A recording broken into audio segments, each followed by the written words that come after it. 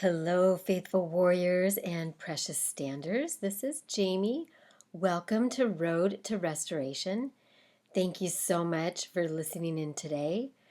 I wanted to encourage you and challenge you with something that the Lord has been personally challenging me with, and that is this idea of being determined to trust God in the trial no matter what.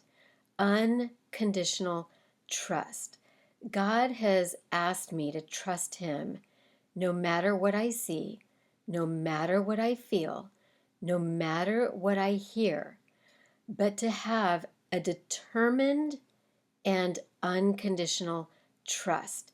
And so I want to encourage you and challenge you to do the same. And today I want to go over some verses with you that talk about trust. I want to talk about the benefits that come from trusting God and why He's so worthy of our trust.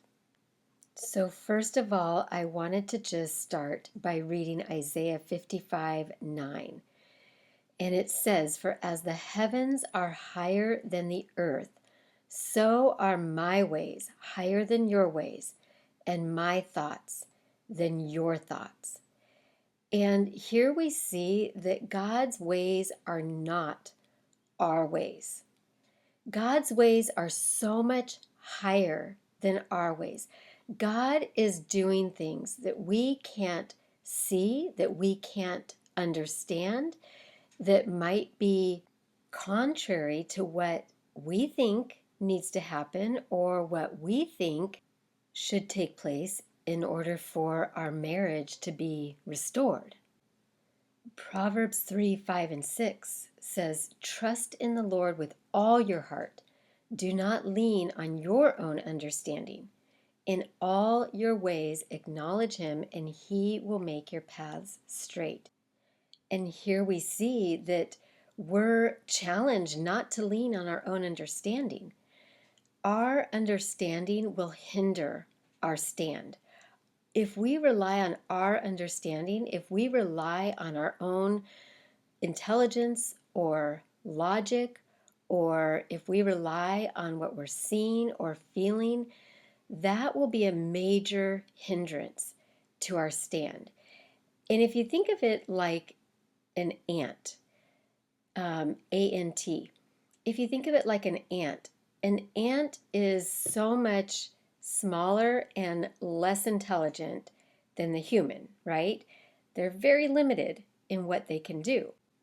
We would never expect an ant to create a rocket ship that could fly to the moon.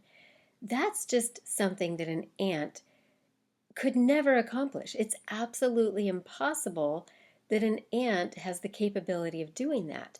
That's so far beyond their ability to comprehend, to understand, to execute. And that's kind of how we are in comparison to God.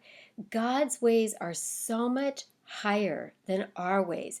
He is so much greater, so much wiser, so much more discerning and knowledgeable. He knows each one of us better than we even know ourselves. He knows exactly what you need. He knows exactly what your spouse needs.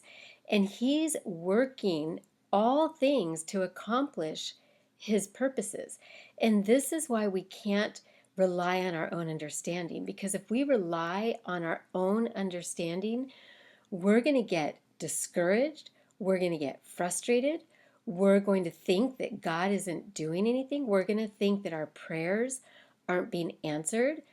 Sometimes it might even look like things are going the opposite of what we're praying. Sometimes things might even look like they're getting worse or like we're getting farther from the answer to prayer. But guess what? God uses everything.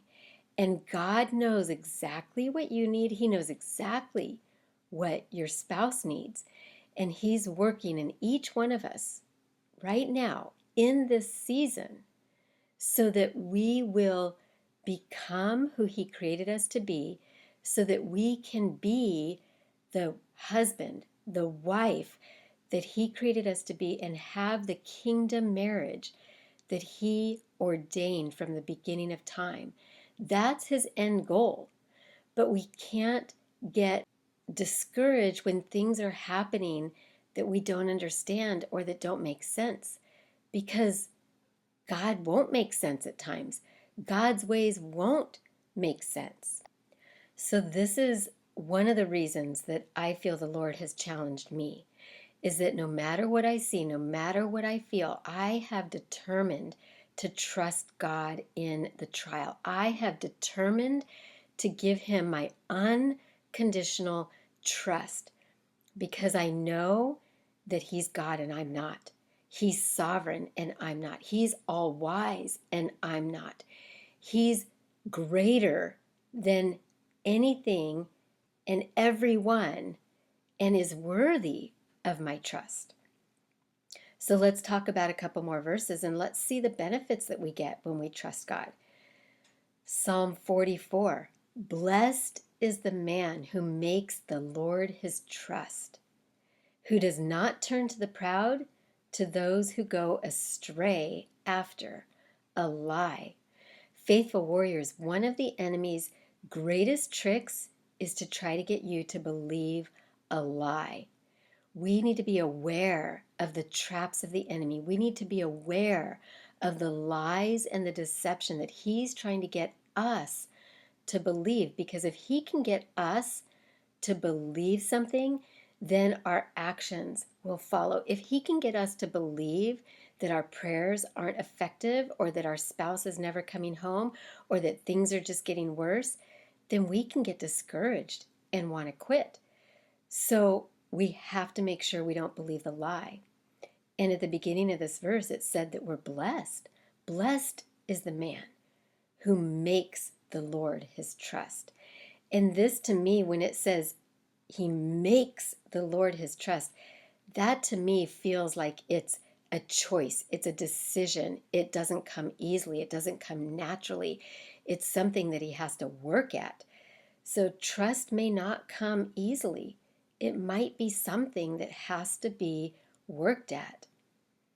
Isaiah 26:3, you will keep in perfect peace those whose minds are steadfast because they trust in you. Here we see that God will keep us in peace, and our minds have to be steadfast to trust in God. It's a mindset. It's a determined thought. It's a choice. Psalm 112:7. He is not afraid of bad news because his heart is firm, trusting in the Lord. So here we see that if we trust in the Lord, we have no fear. And again, his heart is firm. That to me says that it's a decision, it's an action, it's a steadfastness, it's a determination. Romans 4:20 through 21. His faith did not leave him. He trusted God's promise. His faith filled him with power, and he gave praise to God. He was absolutely sure that God would be able to do what he had promised. So here we have Abraham. Abraham was determined to trust God. And because of that, he was unwavering. The faith did not leave him, and he did not doubt. He trusted God's promise, and he was filled with faith. And then lastly, Jeremiah 17:7 through 8. Blessed is the man who trusts in the Lord, whose trust is in the Lord. He is like a tree planted by water that sends out its roots by the stream and does not fear when heat comes, for its leaves remain green. It is not anxious in the year of drought, for it does not cease to bear fruit. So, faithful warriors, here we see through these verses a couple of the benefits of trusting God. We're blessed. We have peace. We're not afraid. There's no fear. We're unwavering in our stand. There's no anxiety, and we bear fruit. That's awesome. Those are awesome benefits to trusting in God. God is so worthy of our trust. Another analogy I wanted to share was just this idea of like a three-dimensional world versus a four-dimensional world. And obviously, we live in a three-dimensional world, right? Everything has a measurement. We've got three dimensions: height, length, width. Everything can be measured within those three dimensions. A four-dimensional world is something that we cannot really grasp with our mind. And that is another picture of who God is that his ways are so much bigger than ours. It's like he functions in this four-dimensional realm that we just can't even fully fathom. We can try to understand it. We can try to create something similar, or try to create a replica of what we think that might look like, but we don't know what it is. None of us have ever experienced a four-dimensional world before, and that's similar to how God is. God's ways are so much higher than ours. We cannot even fathom the ways that he accomplishes his purposes. And so when we try to gain understanding, or when we try to figure out what God's doing, it's more than likely just going to lead us to a place of discouragement and frustration. So I want to challenge us to resolve ourselves to fully, completely, unconditionally trust in God. I want to challenge each of us to be determined to trust in him, because he's good, he's faithful, he's loving, he's sovereign, he's all powerful. He works all things for our good. And he is working behind the scenes. He is working in the waiting. He's working in your spouse's heart right now. Right now, he's working in their heart. Right now, he's pursuing them.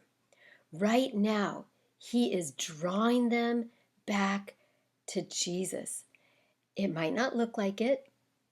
It might not feel like it. But that is who God is. God is the one that leaves the 99 and he goes after the lost sheep. He goes after the lost sheep and brings them back into the safety of the fold, into the safety of the family. And that's what God is doing right now in you, in your spouse, and in your family. So I just want to pray for us. Father God, thank you so much that your ways are higher than our ways, and that you tell us not to seek our own understanding, not to lean on and rely on our own understanding, because your ways are not our ways, and our ways are not your ways, and your ways are so much greater than our ways that we can't even fathom what you're doing, how you're doing it, why you're doing it. But all we know, God, is that you're faithful and you're loving and you're worthy of our trust. So, Father God, help us as the storm comes, as the storm rages, as the enemy tries to feed us lies and deception about our marriage, about our spouse. Help us, God, to keep our eyes locked on you and to be determined in trusting you and speaking it out loud. God, I trust you. God, I trust you. Father God, give us supernatural strength. Give us supernatural determination to stand in a place of full, unconditional trust so that we can be blessed, have peace, have no fear, be unwavering, have no anxiety, and bear fruit for your kingdom, God. May all that we do be for your glory. May all that we do reflect you and your kingdom.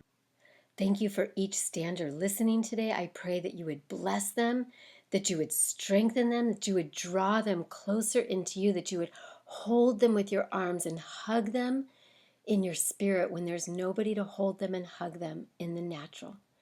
Father God, thank you that you go before us, that you fight for us, that you're Jehovah Gabor, and that you are a good, good Father, worthy of our trust. I declare, decree, and release this in the power, in the might, and in the authority and blood of Jesus Christ. Amen. Thank you so much for listening in today. Thank you so much for joining me. I hope you're feeling encouraged. I hope that you'll take this challenge on, that you will determine to trust God no matter what, that you will plant your feet on the firm foundation of Christ crucified and the victory that we have in Him. Please like, subscribe, and share my channel. I'd so appreciate it. And remember, I love you. I am praying for you. Stand strong. Keep fighting. Do not quit, because God can and will restore your marriage. Bye-bye.